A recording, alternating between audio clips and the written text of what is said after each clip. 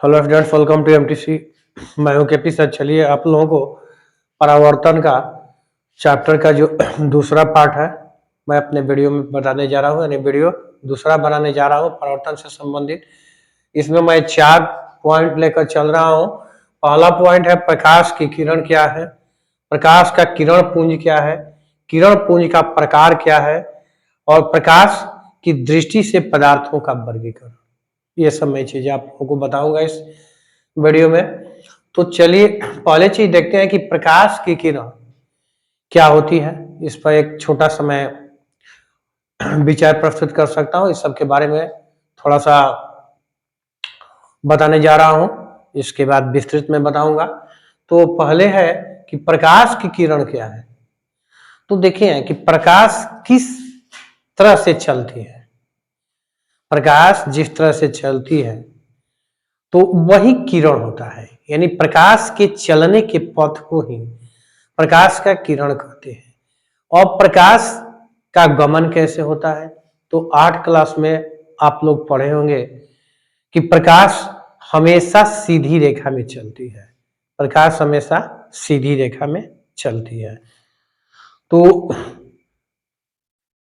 जब प्रकाश सरल रेखा में चलती है तो वह सरल रेखा जिस तरह से खींची जाती है वही प्रकाश की किरण हो जाती है।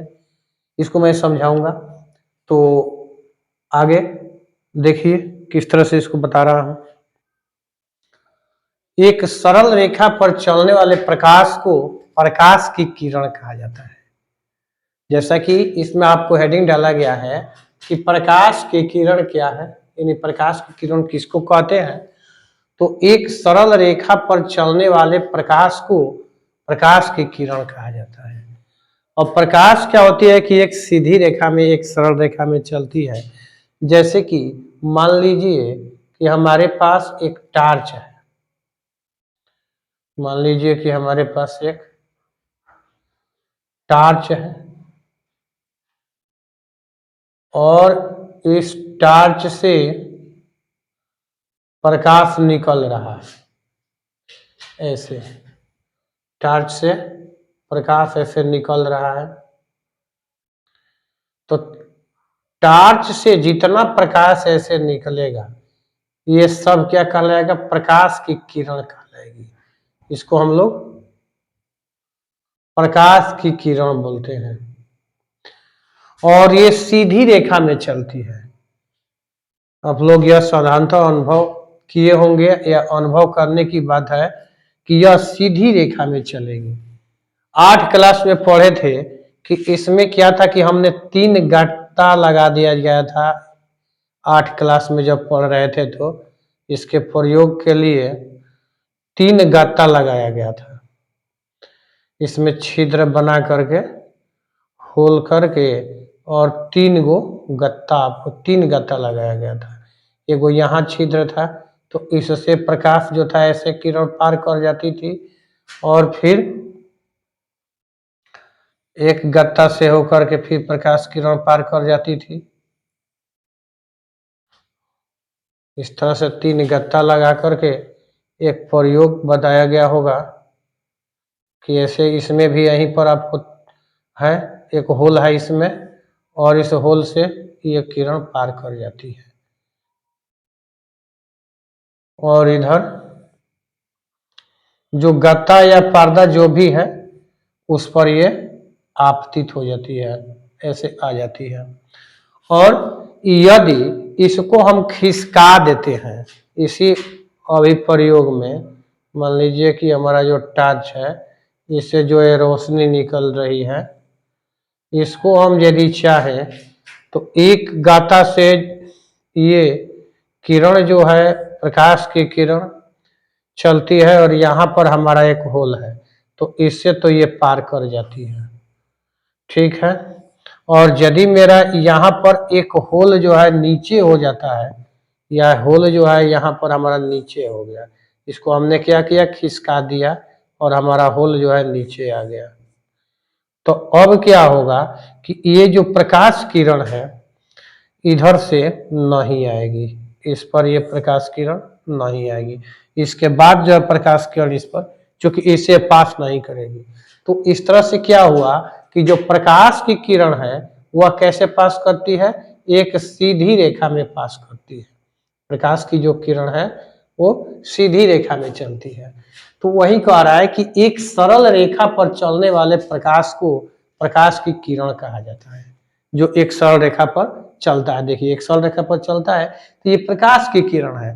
प्रकाश के किरण को चित्र में एरो द्वारा दर्शाया जाता है। जिस दिशा में प्रकाश चलता है उस दिशा में एरो ये होता है, ये पतला वाला भाग एरो का। जिस दिशा से इधर से प्रकाश आ रहा है, यहाँ टार्च है तो टार्च से हमारा प्रकाश निकल करके, और यदि ऐसे आ रहा है तो इसको ऐसे डिनोट किया गया है, दर्शाया गया है।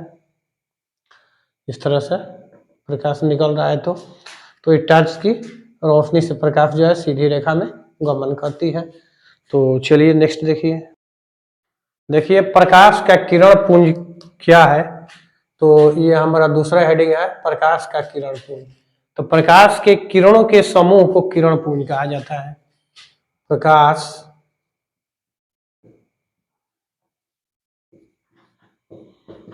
किरणों के समूह को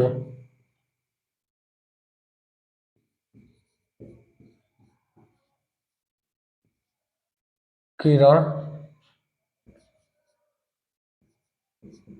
पुंज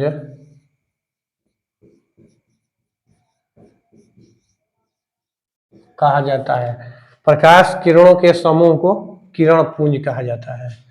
यानी प्रकाश किरण, अभी जैसे मैंने बताया था कि एक टार्च हम लिए थे, इस समय तो टार्च तरह तरह के चल रहे हैं, आप हमसे सुंदर बना सकते हैं आप लोग, ऐसी बात थोड़े है कि नहीं बना सकते हैं। तो मान लीजिए कि यहाँ पर इसका बल्ब है, तो इसके जो किरण निकलेगी ऐसे ऐसे या फिर ऐसे, तो प्रकाश के किरणों की ये जो समूह बन जाएगा, तो ये पूरा समूह मिल करके क्या कहलाएगा, किरण पुंज कहलाएगा। अब इसी को हम क्या कहेंगे, ये जितना इसको हम कहेंगे किरण पुंज, किरण पुंज। प्रकाश किरणों के समूह को किरण पुंज कहा जाता है। अब ध्यान दीजिएगा, यहाँ पर एक चीज विशेष रूप से आप लोगों को बता रहे हैं कि देखिए यहाँ एक बल्ब से प्रकाश निकल रहा है, लेकिन बल्ब यहाँ पर क्या है, एक मात्र पॉइंट है, बिंदु है, और ऐसे फैल रहा है निकल करके। आप टॉर्च घर में जलाते हैं ना, जब भी टॉर्च इसको जलाते हैं, फोकस करते हैं, तो उसका रोशनी क्या होता है, चारों तरफ से यथी होता है, फैलता है। तो इस तरह से क्या हुआ कि किरण पुंज जो है आपको बन गया। प्रकाश किरणों के समूह को किरण पुंज कहेंगे। अब देखिए कि एक किरण नहीं है, इसमें कई प्रकार की कई किरणें हैं, तो इस तरह से ये एक समूह बना दिया, समुदाय बना दिया, तो एक किरण पुंज हो गया। अब इसमें कहीं ना कहीं किरण पुंज का प्रकार भी हो सकता है। तो प्रकाश किरण पुंज का प्रकार हम देखते हैं कि कितना होता है। तो देखिए प्रकाश से किरण पुंज का प्रकार क्या देखिएगा, प्रकाश किरण पुंज का प्रकार, यानी प्रकाश किरण पुंज जो है कई प्रकार का होता है। तो जैसे में हो गया, एक हो गया समानांतर किरण पुंज, समांतर किरण पुंज। दूसरा हो जाएगा अभिसारी किरण पुंज, अभिसारी किरण पुंज। और तीसरा हो गया अपसारी किरण पुंज।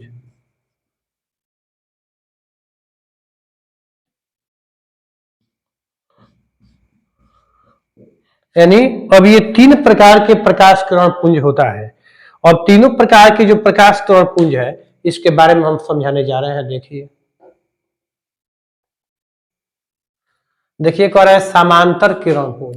तो इसमें देखना है कि समांतर किरण पुंज होता क्या है, इसको पैरेलल बीम बोलते हैं। तो समानांतर किरण पुंज में क्या होगा कि ऐसी किरण पुंज में समांतर किरण पुंज में देखते हैं कि ऐसी किरण पुंज में प्रकाश किरणें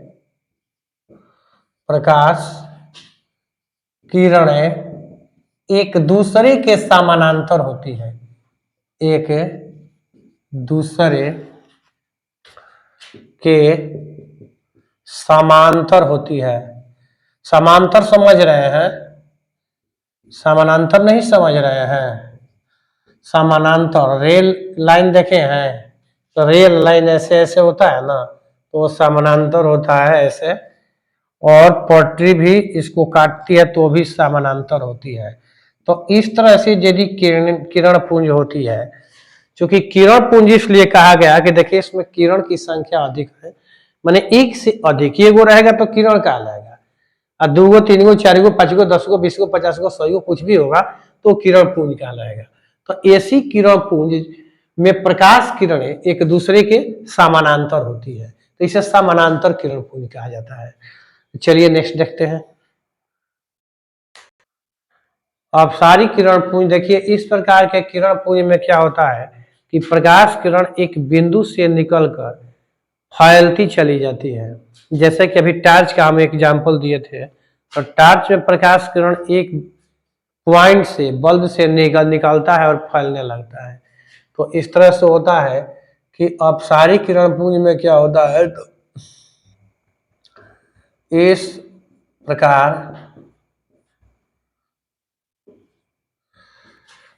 के किरण पुंज में प्रकाश किरणें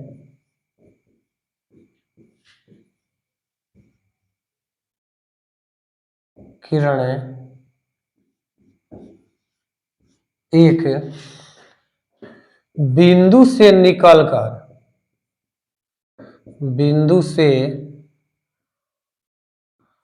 निकलकर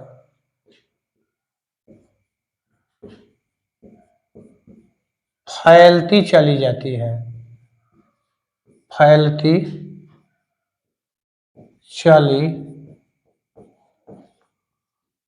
जाती है। जैसा कि मैंने बताया कि टार्च के बल्ब से यदि कोई प्रकाश किरण निकलती है तो एक से अधिक जब निकलेगी तो ये इसे प्रकाश पुंज कहलाएगी। तो अब ये इस तरह से फैलती चली जाती है, इसीलिए इसे अपसारी किरण पुंज कहा जाता है, क्योंकि ये अपसरित हो जाती है, फैल जाती है, तो इसको अपसारी किरण पुंज कहते हैं।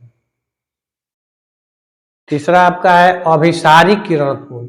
तो इस प्रकार के किरण पुंज में क्या होता है कि प्रकाश की किरणें एक बिंदु पर सिमटती चली जाती है। जैसे जैसे प्रकाश की किरणें आगे बढ़ती है वो सिमटती चली जाती है और अंत में एक बिंदु का रूप धारण कर लेती है। तो अभिसारी किरण पुंज में होगा इस प्रकार के किरण पुंज में प्रकाश किरणें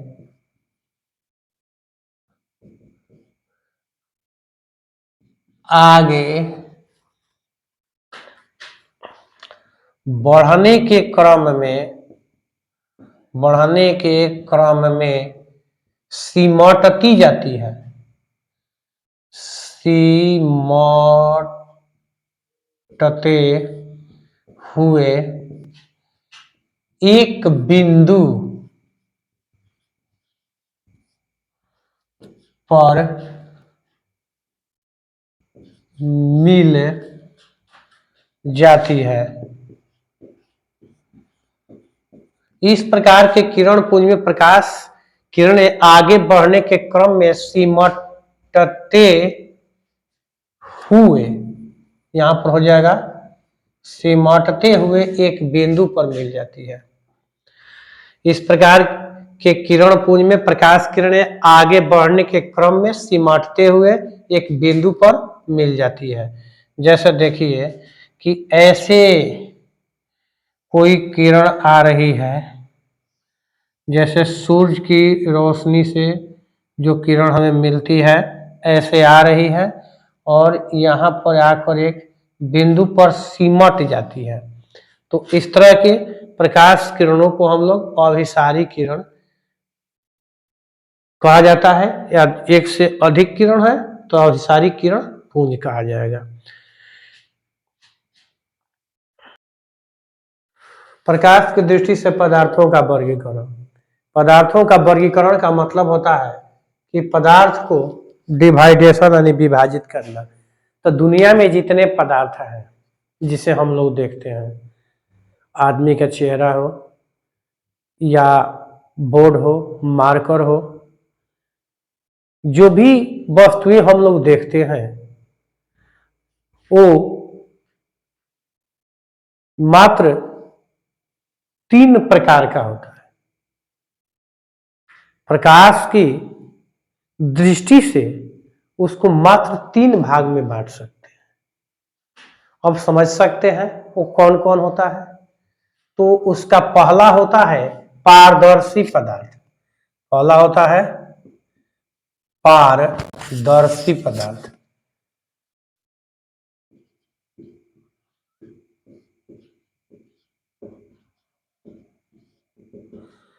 और अब देखिएगा कि पारदर्शी पदार्थ हम किसको कहते हैं। तो हमारे आसपास जितने पदार्थ है उसको ध्यान से देखिए। कुछ पदार्थ ऐसे आपको दिखेंगे जिनसे होकर के प्रकाश किरणें पार कर जाती है। आपके आसपास जो पदार्थ है उसको देखिए, कुछ पदार्थ ऐसे मिलेंगे जिससे होकर प्रकाश किरणें पूर्णतः पार कर जाती है। जैसे कांच। कांच क्या है? एक पारदर्शी पदार्थ है। कांच पारदर्शी पदार्थ है जिनसे होकर प्रकाश किरणें पार कर जाती है, पारदर्शी पदार्थ कहलाता है। तो जैसे कि कांच हो गया, इसके बाद में आपका जल हो गया, कांच, जल, पारा, ये क्या है? पारदर्शी पदार्थ है। इससे होकर प्रकाश किरण पार कर जाती है। दूसरी बात हो इसमें देखेंगे कि दूसरा भाग इसका हो गया अपारदर्शी पदार्थ। अपारदर्शी पदार्थ। अब अपारदर्शी पदार्थ किसको कहेंगे? अब समझ गए होंगे कि यदि पारदर्शी पदार्थ से प्रकाश किरण पार कर जाती है तो अपारदर्शी पदार्थ से प्रकाश किरण पार नहीं करेंगी। अपारदर्शी पदार्थ से प्रकाश किरण पार नहीं करेगी, स्पष्ट है। तो कौन कौन है कि जिससे प्रकाश किरण पार नहीं करेगी? जैसे हो गया पत्थर। पत्थर से प्रकाश किरण पास नहीं कर सकती है। ईंट, लकड़ी, लोहा, ध्यान दीजिएगा, मिट्टी, इस सब से क्या होगी? प्रकाश किरण पार नहीं करेगी। तो ये पदार्थ अपारदर्शी पदार्थ कहलाएगा। अब तीसरा होगा पारभासी पदार्थ। और पारभासी पदार्थ कौन होगा? तो पारभासी पदार्थ वैसे पदार्थ को कहेंगे जिससे होकर प्रकाश किरण का कुछ अंश पार कर जाता है। यानी परभासी पदार्थ वैसा पदार्थ होता है जिससे होकर प्रकाश किरण का कुछ अंश ही पार करता है, यानी प्रकाश का कुछ अंश पार करता है, यानी पूरा पूरा प्रकाश का अंश पार नहीं करता है। जैसे पतला कपड़ा देखते हैं, पतला कपड़ा, पतला कपड़ा, थीन पेपर, थीन पेपर, घिसा हुआ कांच, घिसा हुआ कांच, तेल लगा कागज, तेल लगा कागज, इन सब से क्या होता है कि प्रकाश किरण पार नहीं कर सकती है। कम आधा पार करेगी, आधा पार नहीं करेगी, तो ये पारभासी हो जाएगा। ये अपारदर्शी हो गया और ये पारदर्शी हो गया। तो यही आपका इतना इस लेक्चर में है, इस वीडियो में है। बाकी के लिए नेक्स्ट वीडियो में बने रहिए।